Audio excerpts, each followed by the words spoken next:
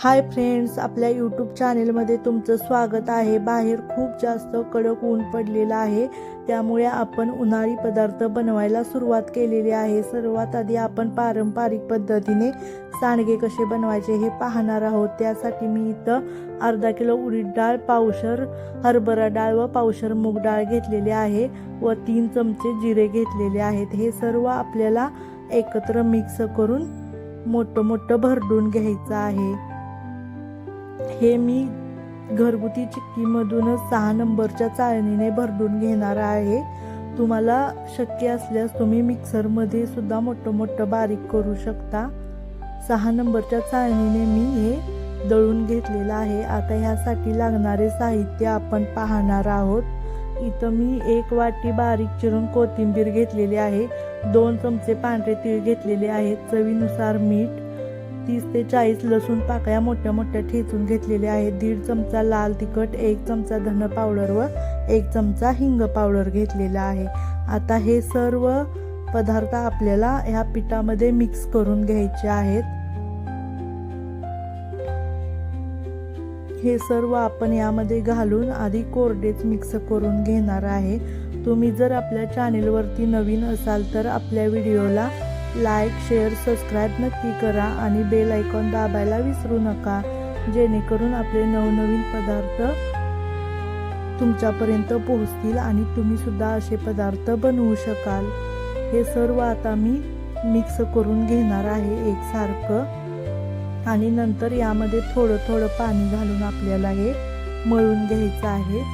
एकदम पाणी घालायचं नाही, त्यामुळे गुठळ्या होतात।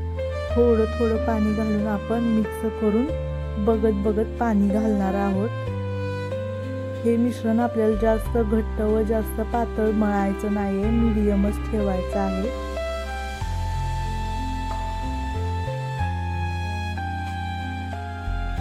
उन्हाळी पदार्थामध्ये मी नेहमी पहिल्यांदा सांडगे बनवून घेते आणि नंतरच बाकीच्या पदार्थाची सुरुवात करते।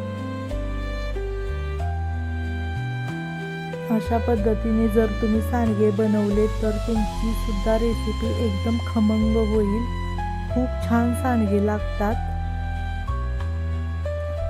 एखाद वेळी आपल्या घरी भाजी उपलब्ध नसेल तर आपण याची पातळ आमटी सुद्धा बनवू शकतो किंवा डब्यासाठी सुक्की सांडग्याची भाजी सुद्धा बनवू शकतो। उन्हाळ्यामध्ये हे बनवून ठेवलं तर आपल्याला वर्षभर याचा वापर करता येतो। अगदी वर्षभर याला जाळी होत नाही किंवा हे सांडगे किडत नाहीत। सांडगे बनवताना शक्यतो हळदीचा वापर रंग येण्यासाठी नाही करायचा।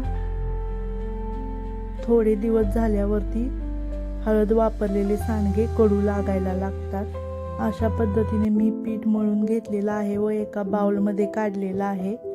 वरून त्याला पाण्याचा हात लावायचा आहे, त्यामुळे वरचं पीठ कठीण होणार नाही आणि 2 तास आपल्याला हे ठेवून द्यायचं आहे। आता 2 तास झालेले आहेत। पीठ आपलं एकसारखं मऊ असं बनलेलं आहे। आता आपल्याला सांडगे कसे पाडायचे आहेत मी हे दाखवणार आहे।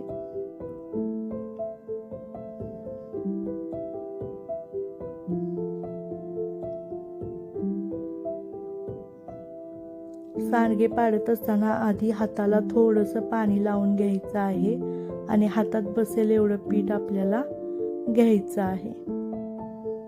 आता एका ताटामध्ये मी थोडेसे सांडगे तुम्हाला पाडून दाखवणार आहे।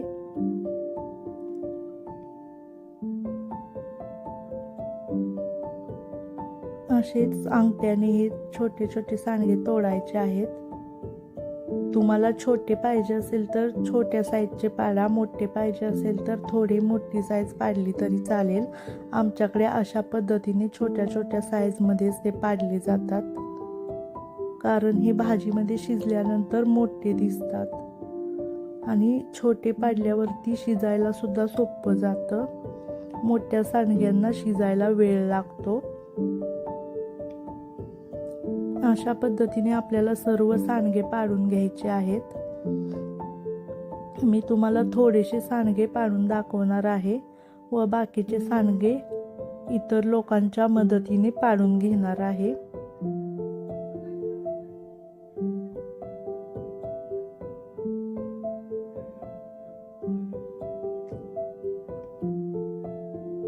सांडगे पाडायला थोडासा जास्त वेळ लागतो, कारण ते छोटे छोटे पाडायचे असतात. अशा पद्धतीने मी एवढे सांडगे तुम्हाला पाडून दाखवलेले आहेत.